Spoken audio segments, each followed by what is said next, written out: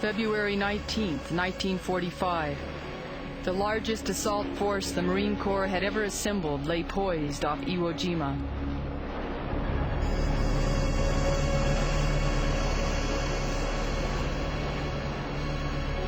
As far as I can see, there were ships steaming ahead.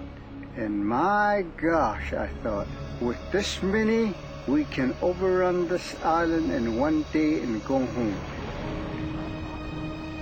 But one day would turn to more than 30 before the Marines would control this place. A fly speck of rock, just 8 square miles, Iwo Jima held airfields vital to the final approach and invasion of Japan. That made it a rock worth dying for.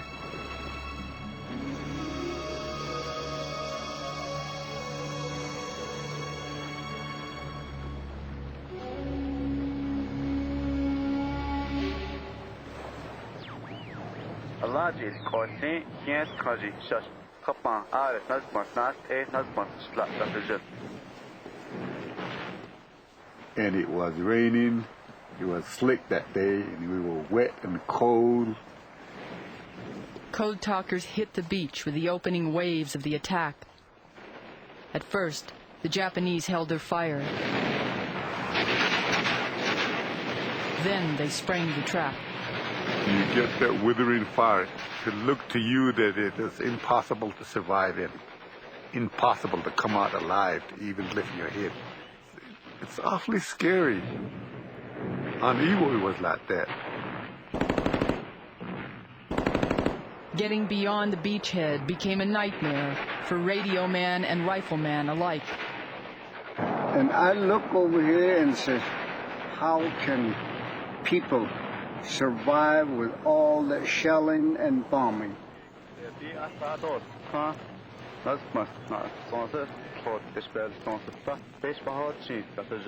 The communication was flowing around in Navajo. Emergency situations arise like a unit is pinned down. They need heavy fire into the target area so that the unit can get out of there.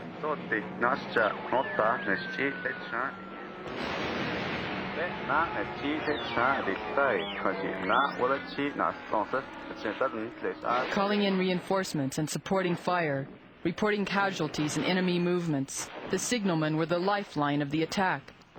Their bulky radios made the Navajo a clear target for snipers.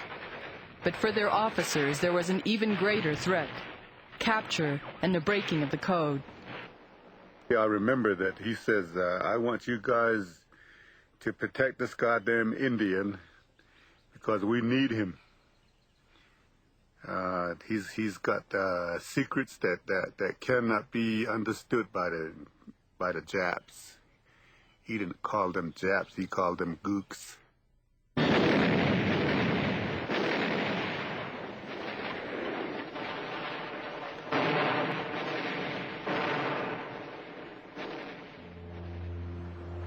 Iwo Jima was not just an island. It was a fortress Japan had carved out of volcanic rock. Every outcrop bore heavy guns. Caves and blockhouses led to miles of tunnels. And in the tunnels, an invisible army, 22,000 strong. In some of these pillboxes there are tunnels running from one pillbox to the next one. So when they start bombing, they go in there underground there. When they lift up the bombardment, they come back up and get out there, and then there are machine guns there.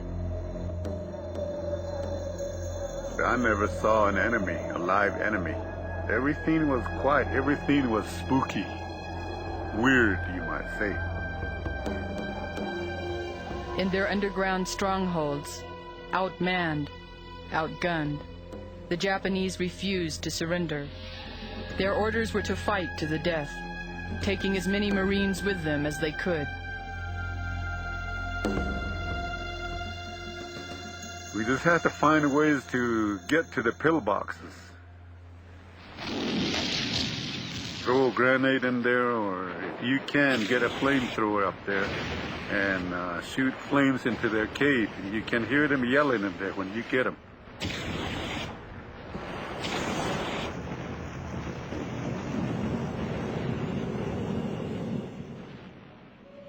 As the Marines pushed deeper into the island, they left a trail of corpses. In traditional Navajo belief, evil will come to those who walk among the dead. And Iwo Jima had become Chi'idita, a land of the dead. Me and the commanding officer were in a crater, a bomb crater. And I guess I had my head up a little bit. And he came around and grabbed my foot and said, "Hey, you move over, you're too high, somebody might shoot you." He laid down where I was. He just laid down where I just had moved. And a sniper bullet cut him in between the eye. He didn't even move, he just fell over. And things like this, you know, you wonder why. Why did I survive when I should have been the one that got shot? See? These things always hang around with you, these thoughts. For the infantryman on the ground, war can seem senseless. Still, every battle has its cause. Iwo Jima was one of the final stepping stones to Tokyo. With the island's airfields in Allied hands, the war would be all but over. It took a lot of fighting. When they took this airfield there, the ones that go ahead, some of them get shot and fall, there's always another one behind it. Even while still a battlefield, the landing strip began saving American lives. Now, bombers crippled in raids on Japan had a last-ditch place to land. And all of a sudden we heard an airplane coming in from the side there. I think it was a bomber. And then we found out their plane was a little shot up. They land and the guys were wounded. I believe some of them were crying. And then they grabbed some of the Marines there. They were so happy that they made it here.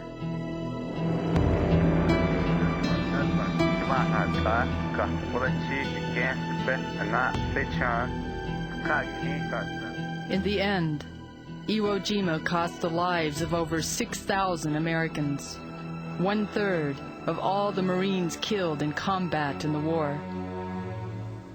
Of 22,000 Japanese, barely 1,000 would survive.